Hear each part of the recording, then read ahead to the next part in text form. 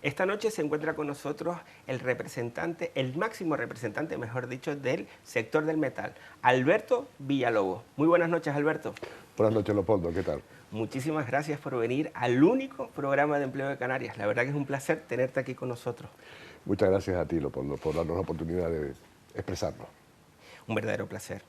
¿Y a qué se dedican ustedes? Porque todo el mundo escucha FEMETE, FEMETE, FEMETE. E incluso campañas tan importantes como que están desarrollando, que más adelante te voy a preguntar sobre ellas. ¿Pero a qué se dedican? Bueno, FEMET es verdad que significa Federación del Metal y Nuevas Tecnologías de Tenerife, pero a veces eso del metal no se entiende muy bien, ¿no? Y realmente nosotros lo que tratamos de explicar cada vez que se nos da la oportunidad de hacerlo, lógicamente, es que el metal es la industria, ¿no? Somos industriales, en definitiva, somos industriales que nos dedicamos a un montón de cosas, tenemos 24 sectores de actividad diferentes que tienen que ver con electricidad, telecomunicaciones, frío industrial, frío doméstico, energías renovables, eficiencia energética, agua, gas, tecnologías de la información y la comunicación, reparaciones navales, construcciones metálicas, etcétera, etcétera. O sea, somos industriales, básicamente somos instaladores, pero también fabricamos cosas. También los talleres de mecánica, ¿no? La automoción completa, automoción. es decir, tanto lo que es reparación mecánica como lo que es venta de repuestos, venta de vehículos, tenemos todos O sea que los ámbitos, ¿no? no es pequeño el sector. No, la verdad es que no, la verdad es que no. Y en el ámbito, me refiero, en el sector, en el número, si hablamos de empresas y de personas empleadas directas Sí. e indirectas, ¿de cuánto estamos hablando? Pues mira, Leopoldo, realmente asociados tenemos 1.500 empresas que vienen a representar unos 7.500 trabajadores en el sector. Pero es un sector que, por ejemplo, aquí en Tenerife, pues aproximadamente son 6.000 empresas, ¿no? y 30.000 trabajadores, ¿no? Nosotros tenemos el honor de representar al 25% del sector, de todos esos sectores que hemos nombrado antes, que son tantos, ¿no? En Las Palmas de Gran Canaria ocurre algo parecido, ¿no? De tal manera que todo el producto, empleo, riqueza que se genera en nuestro sector del metal y nuevas tecnologías, si le sumamos lo que hace Asinca, que todos conocemos porque son los fabricantes de productos agroalimentarios, básicamente, también otras cosas, conformamos el PIB, el Producto Interior Bruto Industrial de Canarias, ¿no? Pero digamos que sí, que representamos a 60.000 empresas en toda Canarias y, bueno, en Tenerife pues a la mitad aproximadamente, 30.000. Que no son pocas, son muchas empresas. Muchas empresas, sí. En el mes de septiembre, más o menos, saliste nuevamente reelegido como representante del sector, como presidente de FEMETE. ¿Cuáles son tus retos en los próximos años como presidente? Bueno, los retos siempre son, hombre, se renuevan, pero suelen haber algunos muy digamos, troncales, ¿no? Bueno, en definitiva se trata de darlo todo por nuestras empresas industriales, ¿no? Por nuestros empresarios, por los trabajadores de nuestras empresas, porque entendemos que si somos capaces de hacer empresas competitivas, hacer empresas rentables, hacer empresas socialmente responsables, con el medio ambiente, con la sociedad, pues vamos a generar empresas mucho más estables, mucho más riqueza, mucho mejor empleo, calidad. Y además sabemos, como todos sabemos, que el sector industrial que es relativamente flojo en Canarias, ¿no? Pero queremos elevarlo porque es un empleo muy, vamos a decir, muy estable, muy cualificado, mejor remunerado y que soporta mejor las crisis, aunque también las sufrimos, evidentemente, como todo el mundo, ¿no? Pero solemos soportar un poco mejor cuando vienen las vacas flacas, ¿no? Vamos a decirlo así.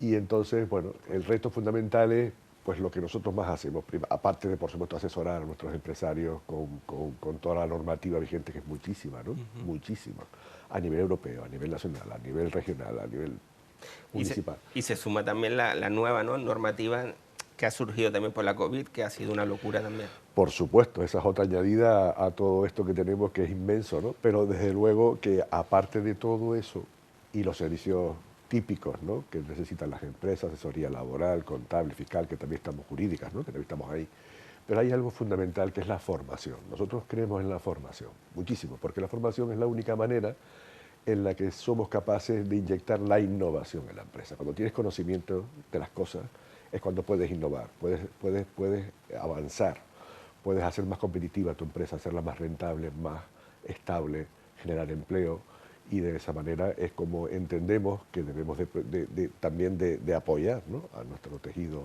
productivo, ¿no? y a los trabajadores. Antes comentabas que, ¿no?, que en el sector industrial, que es amplio, ¿no?, y incluso el que están ustedes llevando a cabo o representando, pues genera empleos de calidad, más estables. Y recientemente se ha producido la convalidación del convenio colectivo de ustedes. ¿Qué mejoras se han llevado a cabo o se han podido llevar a cabo en ese convenio colectivo? Bueno, básicamente han cambiado, vamos a decir, dos cosas que de alguna manera una buena parte de nuestro empresariado lo reclamaba y que tuvo que ser objeto, lógicamente, de negociación con los sindicatos, a cambio de otras cosas y demás, pero básicamente, digamos que hay tres puntos claves, ¿no? Una es, lógicamente, lo que son los salarios, pues que se ha acordado aumentar de una determinada manera que no suponga para el empresario en estos años difíciles una carga insoportable y se ha, digamos, llegado a un acuerdo para subir un porcentaje razonable y distribuir el del 21, que ha sido fuerte, en 3 años, ¿no? De tal manera que ahí hemos conseguido un acuerdo que es importante para la paz social, ¿no? Por otro lado, hemos conseguido, digamos, que la subrogación. La subrogación significa que cuando una empresa, digamos, presta unos servicios, puede ser en una empresa pública o puede ser en una empresa privada, ¿no?, que hay un determinado número de personas trabajando de manera constante, fija, ¿no?, en un proyecto. Claro, a lo mejor ese tipo de servicios, como es normal, por ejemplo, en una empresa pública, pues está sometido a una serie de concursos públicos que periódicamente se celebran y puede cambiar el adjudicatario. ¿Qué pasa con esa plantilla, a lo mejor de 10, 20 personas? ¿Qué es lo que pasa? Porque claro, la empresa que pierde, ¿qué hace con esa plantilla?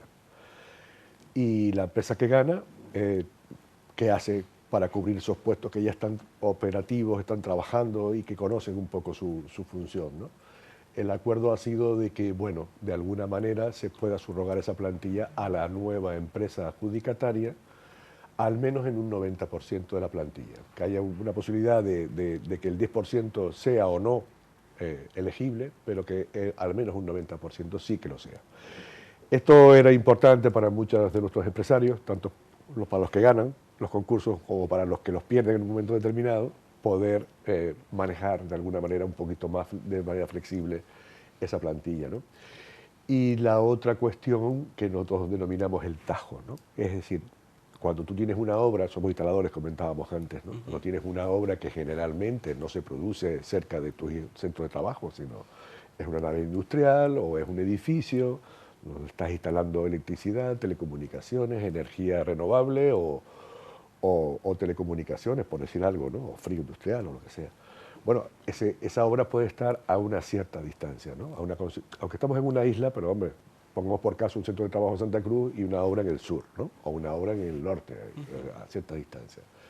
¿Cuándo comienza la jornada laboral? Cuando el trabajador, digamos, tiene por norma entrar en su empresa o cuando llega a sus puestos de trabajo. Bueno, aquí lo que ocurría, lógicamente, es que había que respetar el horario laboral del trabajador, pero evidentemente entre la ida y la vuelta se perdía muchísimo tiempo, ¿no? De tal manera que la jornada laboral de 8 horas, por decir algo, a lo mejor se quedaba en 5, entre la ida, la vuelta, el descanso, etcétera, ¿no? Con lo cual era muy poco productivo para las empresas. Lo que hemos conseguido es un acuerdo compensado para los trabajadores, pero que de alguna manera conseguimos elevar la productividad de la jornada laboral considerablemente, porque vamos a, digamos, comenzar la jornada laboral en el centro de trabajo, con una compensación para el trabajador y, por supuesto, con los transportes, como siempre, absolutamente cubiertos por la empresa, ¿no?, y las dietas y demás, ¿no? Pero de esa manera salimos todos ganando, el trabajador gana algo más, pero la empresa gana productividad. Eso es lo que nosotros hemos llamado, digamos, el tajo, porque es donde, es como todos conocen un poco esta cuestión, y hemos llegado a un acuerdo y estamos muy contentos. Qué y bueno. además pionero a nivel nacional, ¿eh? Qué bueno. Bueno, ¿y cómo ha sido la negociación? ¿Ha sido muy compleja, muy complicada? Sí. Las negociaciones son complejas porque, hombre, evidentemente todo el mundo quiere lo mejor para sus intereses y tal, y la época es complicada. Todos sabemos que llevamos una época complicada, estábamos saliendo de una crisis de muchísimos años, estábamos empezando a coger un poquito de resuello y nos llega la COVID, que nos hizo mucho daño, aunque el sector industrial, como decía antes, aguantó un poquito mejor, pero evidentemente sufrimos una bajada de producción y de facturación. Y claro, a todo esto se le suma ahora por lo que se le suma, ¿no?, en lo que estamos y demás. Las relaciones siempre son complicadas, pero yo creo que cuando hay voluntad y todos queremos reman en la misma dirección, pues al final se consiguen los acuerdos y con muchas conversaciones, muchas horas de trabajo se consiguen. Que creo que se convalidó en el mes de diciembre, creo recordar. Sí, en realidad el acuerdo prácticamente se cerró a finales de noviembre y se puso en vigor en diciembre, aunque realmente era para enero, pero digamos que lo firmamos para que entrara en vigor ya en el propio mes de diciembre. Y justamente un mes después, reforma laboral. Esa es otra, sí. ¿Qué ha supuesto?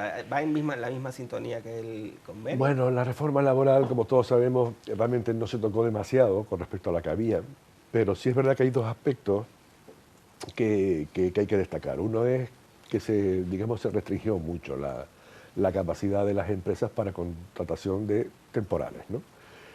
Y esto es algo que no nos gusta, honestamente no nos gusta, porque hay un montón de actividades que realmente necesitan y requieren de la temporalidad. No hay que ver la temporalidad como algo necesariamente malo, porque a veces la temporalidad lo que hace es crear empleo. De otra manera sería imposible, porque el empresario dice, oye, pues si no lo puedo mantener en plantilla fijo, evidentemente, pues a lo mejor lo que tengo que hacer es no contratar o no coger esa obra, porque me va a suponer después un riesgo, ¿no? Y no digamos, por ejemplo, en determinadas actividades, ¿no? Muy concretas, que son estacionales, o por ejemplo, como contaban hace poco los del cine, ¿no? Pues habrá un trabajo más temporal que el cine. ¿Cómo haces con los actores y con todas las personas que trabajan detrás y delante de las cámaras, ¿no? Bueno, esto es un aspecto que, claro, sabes que en definitiva lo que supone es que si de alguna manera, digamos, tienes producción, trabajo, para periódicamente todos los años tienes que acabar por tenerlos fijos, discontinuos.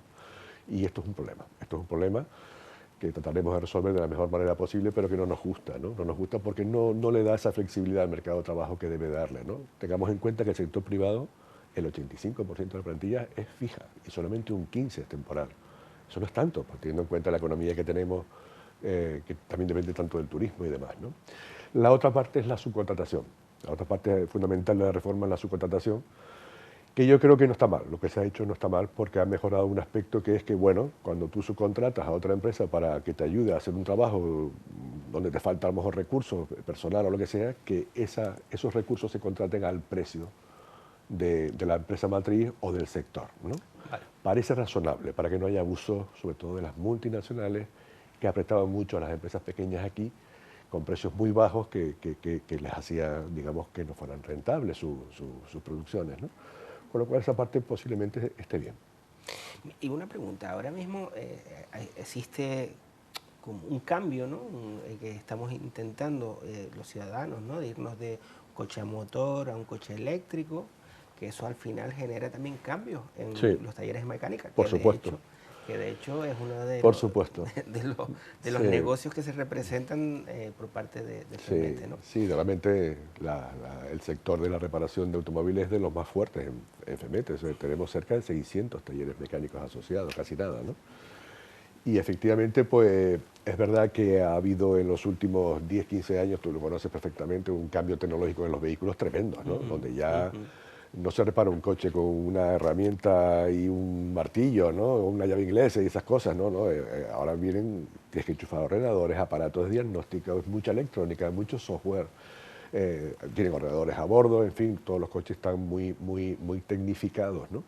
Con lo cual nuestros mecánicos han aprendido y han avanzado muchísimo ese aspecto, lo cual les facilita también ahora la transición hacia el coche eléctrico, que evidentemente son vehículos que tienen muchísimas menos piezas mecánicas, con lo cual van a sufrir menos averías, pero bueno, tienen sus propios secretos, su propia técnica y sus propias, digamos, consideraciones específicas que hay que aprender y que hay que saber diagnosticar, detectar, reparar, etc. Y en eso estamos, evidentemente, ¿no? En FEMETE, como sabes, hay unas instalaciones enormes para toda clase de formación y una de ellas específica es los automóviles y efectivamente ya tenemos coches y motos eléctricas ahí para que se empiece a trabajar con ese tipo de reparaciones, ¿no? De hecho, Pero, no te preocupes. De hecho, se ha añadido nuevos vehículos, como puede ser el ciclomotor eléctrico, se está añadiendo también el patinete, la ¿no? patineta. La patineta, Sí, que sí, también sí. necesitará Sí. un lugar donde deba arreglarse, Sí, con lo sí. cual el sector va a cambiar enormemente, ¿no? Sí. Pero si te das cuenta, el sector cambia en el ámbito doméstico, pero no en el ámbito industrial, en el sentido. Las guaguas siguen siendo de diésel o alguna, ¿no? Bueno, que utiliza, se me fue ahora. La batería eléctrica. Alguna con batería eléctrica y otros ¿cómo se llama? Hidrógeno. Con hidrógeno líquido, Vale. ¿de acuerdo? Vale. Pero muy pocas. Sí. Camiones Sí. son básicamente diésel, Sí. los que se utilizan, los Sí. aviones de queroseno. Entonces, ¿cuándo Sí. crees que realmente el cambio de modelo a un modelo más sostenible, por decirlo de alguna manera, se va a producir en el ámbito más de la industria pesada? Tiene que ver con el desarrollo de la propia tecnología. Yo creo que esto va a ir muy rápido a partir de ahora. Tenemos unos objetivos clarísimos, ¿no? Los objetivos de desarrollo sostenible pues marcan, entre otras cosas, que tenemos que dejar de contaminar muy rápidamente si queremos que este planeta tenga una posibilidad de salir bien y no liarla mucho más de la que ya la hemos liado, que es bastante, ¿no? Entonces somos plenamente conscientes de todo esto, pero claro, la tecnología tiene que evolucionar y evoluciona cuando hay realmente un tirón inmenso de la demanda, de la producción, fabricación en serie, se van agudizando todos los ingenios, ¿no? Ahora mismo, ¿cuál es el problema? El almacenamiento. El almacenamiento de energía eléctrica es el gran problema, porque las baterías es verdad que han evolucionado mucho para los coches domésticos, ya incluso hay opciones muy interesantes donde hay autonomía suficiente para, por ejemplo, hacer 300, 400, 500 kilómetros al día, que parece razonable. Pero claro, incluso así, para un profesional que está todo el día en la carretera, se puede ver en un apuro a la hora de decir, bueno, y si me quedo sin batería, ¿dónde cargo, no? ¿Y en cuánto tiempo? Porque claro, hay cargadores rápidos, hay cargadores lentos. Todo esto ahora mismo es lo que hay que trabajar. Primero, desplegar una gran cantidad de cargadores rápidos y no tan rápidos, pero que haya muchos cargadores y opciones de carga, y mejorar la tecnología de almacenamiento de las baterías, que tiene que ver muchísimo con lo que tú nombrabas ahora mismo de algunas guaguas, ¿no? Que es el hidrógeno líquido. El hidrógeno líquido lo que en definitiva es capaz de hacer es generar energía para ir cargando la batería permanentemente, de manera que no te quedes sin batería nunca. Pero claro, el hidrógeno líquido primero tiene un problema de espacio, todavía ocupa una gran cantidad de espacio, y después, al igual que en su día hubo que hacer con los tanques de combustible, de gasolina o lo que sea, hay que protegerlos muy bien para que en caso de accidente no sea una bomba de relojería que lleves en tu coche. Tiene que estar bien resguardado, bien diseñado, de unos materiales especiales para que soporten algún tipo de percance y no sean peligrosos, ¿no? En esto es lo que se está ahora. ¿Y qué significa todo esto que te digo? Pues yo creo que no demasiado tiempo, Leopoldo. Yo creo que en 5 o 10 años esto tendrá que explotar seguro, o sea, a nivel doméstico seguro, y una vez que toda esta tecnología ya se madure y sea realmente viable, pues yo creo que empezarán a entrar los transportes por carretera de pasajeros, los de carga, y en fin, ya de hecho hay proyectos, ¿no? de algunos camiones, por ejemplo en Estados Unidos y tal, donde ya Tesla ha puesto algunas cosas interesantes a camiones de grandes distancias y tonelajes pues con sistemas eléctricos. ¿Y qué va a suceder? Se han visto recientemente muchas noticias, ¿no? Sobre la eólica marina. Sí. ¿Qué va a suceder con ella? ¿Es la alternativa?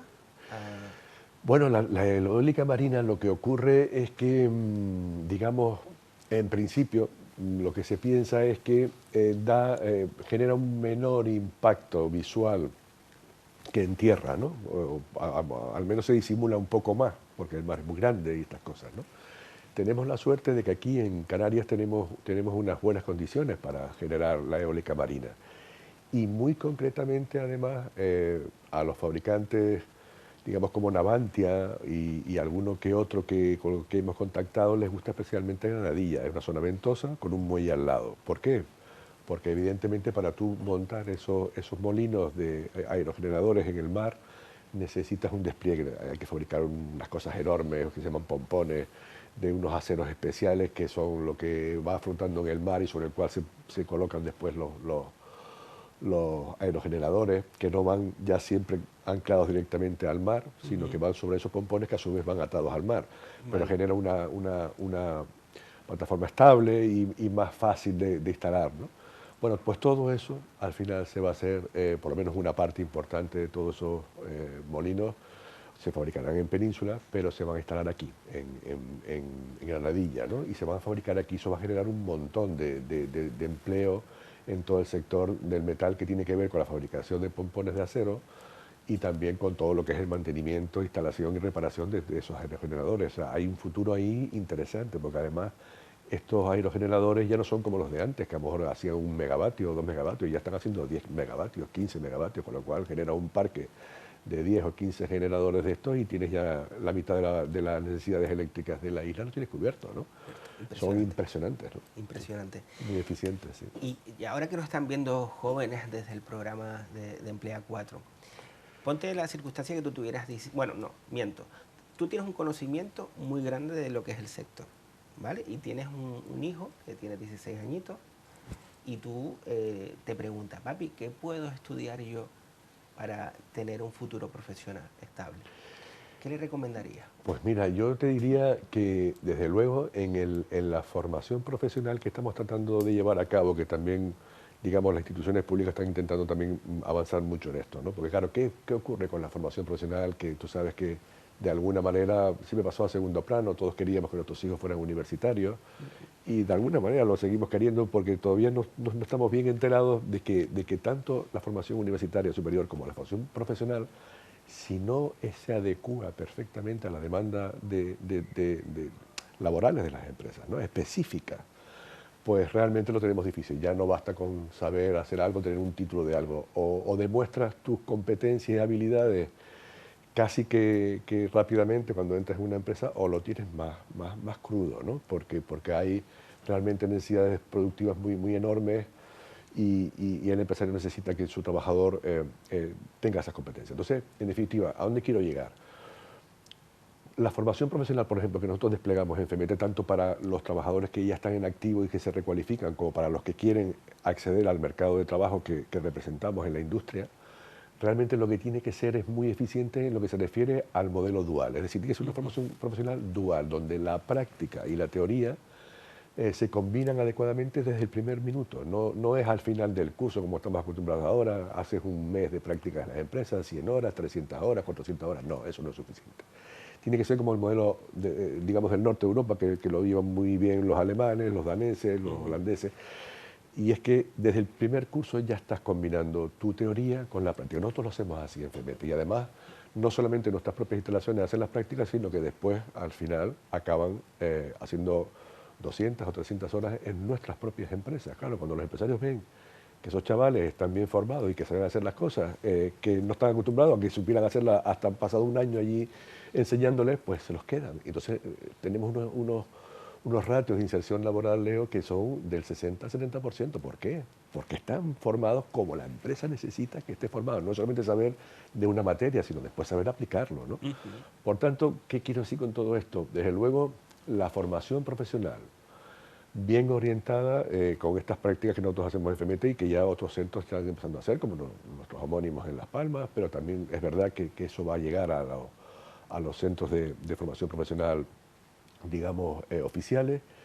Pues yo creo que es una excelente opción. Es decir, en el sector industrial, insisto, hay empleos cualificados, empleos estables, empleos bien remunerados, y no digamos si estamos hablando, por ejemplo, pues de reparaciones navales, lo que se puede llegar a ganar siendo un buen soldador o un buen profesional que tenga que ver con las reparaciones de cualquier plataforma o buque, ¿no? Que llevan las máximas exigencias en pintura, en soldadura, en lo que sea, ¿no? En hidráulica, en motores, en todo, ¿no? Ahí hay un gran futuro, pero si es por la parte universitaria, también tenemos que empezar a exigir a nosotros mismos, a la sociedad, a nuestros políticos, a nuestros, digamos, sistemas educativos que efectivamente combinen adecuadamente lo que es la teoría y la práctica, porque si no estamos generando una fábrica a veces de parados y de gente frustrada que tiene un título al menos, a veces dos, no sé cuántos máster y no encuentra trabajo. ¿Cómo es posible eso, no? Tenemos que repensarnos un poquito todo esto, pero oportunidades hay, las hay. Y viendo, estabas explicando con muchísima pasión lo que digamos, como si estuvieras hablando de tu hijo, ¿no? De 16 años, como comentaba, lo que debería hacer en el futuro. Pero, ¿qué están haciendo ustedes ahora para ayudar a esas personas, como lo que comentábamos antes, a tu hijo de 16 años, para que pueda salir adelante y conseguir un empleo desde FEMETE? Bueno, si te refieres a qué hacemos desde FEMETE, te refieres, sí, exactamente. ¿no? En FEMETE lo que sí hacemos, pues fíjate, estamos haciendo del orden de 200, 250 cursos al año, en todas las diferentes disciplinas que te comentaba antes, que tenemos tantas, y estamos formando a unos 2.500 alumnos anuales, ¿no? En planes formativos que se suelen llevar un mínimo de 800, 900, 1.000 horas de formación. Las prácticas, por supuesto, también con un montón de cientos de horas de práctica, después pasan por las empresas y tal. ¿Qué significa esto? Que al final, tanto si ya vienes con un título como si lo necesitas porque tienes ciertas habilidades pero necesitas acreditarlas, al final sales de aquí con un certificado de profesionalidad de tipo 1, 2 o 3, que es de gran nivel, y con unas posibilidades de inserción laboral tremendas, ¿no? Nosotros nos sentimos orgullosos de esto porque realmente, y además el Servicio Canario de Empleo o el Cabildo, se dan cuenta pues claro, esto se mide, ¿no? Esto no es lo que yo diga, no, no, esto lo miden ellos, lo mide el Observatorio del Empleo, se mide por las cuotas a la seguridad social, las altas, perdón, a las altas de la seguridad social, y al final salen estas cifras, ¿no? Entre un 60 y un 70, y en reparaciones navales llega a un 90, Leo. 90% de inserción, ¿no? Porque los soldadores se los rifan, es que necesitan Impresionante. De hecho, cada vez que viene una obra, un trabajo fuerte y tal, tienen que traer, muchas veces, importar, ¿no? Los trabajadores de Galicia, incluso de Turquía, se vienen ejércitos de soldadores porque aquí faltan, ¿no? Con lo cual, todo lo que aquí sale bien formado, pues inmediatamente encuentra un sitio donde trabajar y además bien remunerado, ¿no? Por tanto, yo creo que ese es el camino, ¿no? Nosotros nos está funcionando, ¿no? A mí hay una campaña que me apasiona, que es la campaña que ustedes tienen, Yo Soy Legal, Sí. que es una campaña que trata de luchar contra la economía sumergida. Uh-huh. ¿Por qué ese empecinamiento de FEMETE por llevar a cabo este tipo de campaña? Bueno, FEMETE, desde que nació, en el año 79, una de las, digamos, objetivos fundamentales era justamente la lucha contra la economía sumergida, ¿no? Como sabes, la economía sumergida es un poco un lastre, ¿no? Es decir, es una competencia desleal, los trabajadores no están asegurados, el trabajo final tampoco queda garantizado, no hay garantía, no hay cuidado del medio ambiente, no se contribuye a la sociedad de ninguna de las maneras porque no se paga prácticamente impuestos ninguno, ¿no? Entonces, claro, eso es una lucha que realmente nos perjudica mucho a los que queremos hacer las cosas bien, que somos la mayoría, somos la mayoría en realidad, ¿no?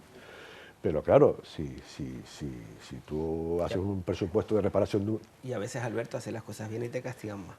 y te castigan más, a veces, claro, porque tú la haces bien, tú quieres pagar a todo el mundo, a la seguridad social, a Hacienda tus impuestos, a tu municipio, en fin, todas las cosas que hay que pagar, que sabemos que son muchas en cualquier empresa y que cuestan mucho sacarlas para adelante. Tienes que trabajar muy bien, con un equipo estupendo, motivado, en fin, el listón es alto, ¿no? El listón es alto, yo lo reconozco. Pero nosotros lo que hacemos es ayudar a que eso se pueda superar con la formación adecuada y el incentivo adecuado, pero desde luego la economía sumergida es un lastre porque genera un montón de desastres tremendos, ¿no? No tiene una sola pata, evidentemente la presión fiscal es importante, yo creo que se debería de bajar para los autónomos y pequeñitas empresas para que ese listón no estuviese tan alto, porque claro, los ratios de productividad que tiene una multinacional, una empresa grande, jamás la puede tener un autónomo con 2 empleados, con 1 o 5, ¿no? Son economías de escalas completamente diferentes y no es fácil, ¿no? Yo creo que ese listón de la presión fiscal y las cotizaciones sociales debería de bajar un poquito también para esas pequeñas empresas, ¿no? Pero al margen de eso no se puede justificar de ninguna manera que al lado de un presupuesto de una instalación de lo que sea o de una reparación de un vehículo siempre haya un listillo, y digo porque los hay muchos, hay otros que a lo mejor son padres de familia que no les queda más remedio que vos, y lo puedo llegar a entender en cierta manera, pero hay muchos listillos que dicen, no, yo eso te lo hago por la mitad de precio, claro, no tiene que pagar una sola cotización social, no tiene que pagar ningún impuesto de ningún tipo, y eso lo puede hacer casi por la mitad. Eso no es justo, no es correcto, y además nadie sale ganando con eso, porque evidentemente una reparación de un coche, por poner un ejemplo, ¿no? Además de que no tiene garantía, además de que no hay factura, y si sale mal, pues el cliente al final se va a tener que dar contra la pared de bruces porque nadie le va a atender su reclamación. Aparte genera un desastre en el sentido medioambiental. ¿Dónde creemos que esos señores mecánicos, por ejemplo, ¿no? tiran los aceites o los líquidos tan contaminantes que produce un coche, ¿no? Pues a la calle, al sumidero, al barranco, generamos daños por todos lados. Y por si fuera poco, los trabajadores que de alguna manera, porque a lo mejor no les queda más remedio, tienen que estar con ellos ahí, pues ni tienen seguro, ni están generando una pensión para su futuro, ni una cobertura de desempleo, absolutamente nada, ni vacaciones, ni nada que se les parezca, ¿verdad? Entonces, al final, esto es una lucha intensa, que llevamos ya 40 y tantos años. Entonces, una herramienta más para luchar contra eso ha sido esa herramienta. Yo soy legal. ¿Y qué es Yo Soy Legal? Pues una herramienta, es una aplicación informática, que tanto es una web app, ¿no? Que funciona en el PC, que funciona en el móvil, que funciona en todas partes. Y es un marketplace, es un sitio donde todos los que somos legales podemos interactuar. No solamente entre nosotros, sino con el público, con el ciudadano que necesita un presupuesto de una instalación eléctrica, de una reparación de un coche o de una pintura, de lo que sea, ¿no? Entonces, ahí interactuamos. Entonces, ¿qué es lo que hacemos? Generamos facilidades y oportunidades de negocio para la gente que lo hace bien, para la gente que está legal. Porque claro, evidentemente, si no estás en FEMETE y no has pasado el filtro de legalidad que te exigimos, no puedes estar en esa aplicación. Entonces, es una herramienta más, es un granito de arena más para luchar contra la economía sumergida, premiando a la economía, digamos, que está a la luz y que hace las cosas bien. Y ahora que que es un tema, y para finalizar, que es un tema que está ahora mismo en boca de todos y de todas, ¿no? La cuestión de Ucrania. ¿En qué nos puede afectar aquí económicamente a Canarias, en este caso a Tenerife, tanto al empresariado como a las economías domésticas de la isla? La verdad que es una desgracia, ¿no? Lo que está pasando en Ucrania es una desgracia. Lo primero es mostrar nuestra solidaridad con todo el pueblo ucraniano que está siendo masacrado, ¿no? Y que no hay manera de entender cómo se puede hacer en el siglo XXI semejante barbarie, ¿no? Esto lo primero de todo, pero dicho eso, pues las guerras nunca son buenas para nadie. En las guerras perdemos absolutamente todos, no hay vencedores, eso es mentira. En el caso de Canarias, pues claro, siempre que hay una guerra, la gente tiene miedo a viajar, es lo primero de todo, con lo cual el turismo ya se ve afectado en cierta manera, por lo menos todo el turismo que proceda de aquella zona, ¿no? Que ya no son nuestros mercados principales, pero no cabe duda que ayudaba. Incluso los rusos, evidentemente, aunque son en pequeña cantidad, gastaban mucho dinero, o sea, se dejaban mucho dinero aquí y esto era importante, ¿no? Pero desde luego también, como sabemos, pues en el caso concreto que nos ocupa, pues Rusia es un gran productor de petróleo, de gas, de aluminio, de acero, y todos esos productos nosotros los importábamos también, quiero decir, materiales, ¿no? Materias primas, no digamos ya en alimentación, que Ucrania pues era el granero de Europa, como todos sabemos, ¿no? Entonces, al final todo esto lo único que va a hacer es menos turismo, que es nuestra actividad que máximos ingresos genera en nuestra tierra, más carestía de las materias primas, más carestía de los combustibles y por tanto de toda la energía eléctrica, etcétera, etcétera. Mientras no la tengamos todas en renovables, evidentemente hay una parte que se va a producir o se va a seguir produciendo con combustibles fósiles, generalmente pues el fuel o el gas, y todo esto lo que hará es subir los precios, dificultar un poco la capacidad adquisitiva de los ciudadanos y de las empresas, y la verdad que desgraciadamente nos va a hacer daño. Vamos a tener que aguantar, esperemos que no dure demasiado y que haya algún tipo de acuerdo pronto, porque realmente el daño es importante, ¿no? Muy importante. Pues muchas gracias, Alberto Villalobos, presidente de FEMETE. Muchas gracias a ti, Leo. Un verdadero placer tenerte aquí y que pertenezcas a la familia de Emplea 4, aquí en Canal 4 Tenerife. Y nada, ha sido un verdadero placer escuchar la sinceridad y la honestidad con la que has hecho, y la verdad que he aprendido muchísimo de tus palabras. Muchas gracias a ustedes y a ti, Leo, en particular, por la oportunidad que nos da de expresarnos y explicar lo que hacemos. Gracias, Alberto. Buenas noches. Buenas noches. Ahora pasamos a los consejos del experto y a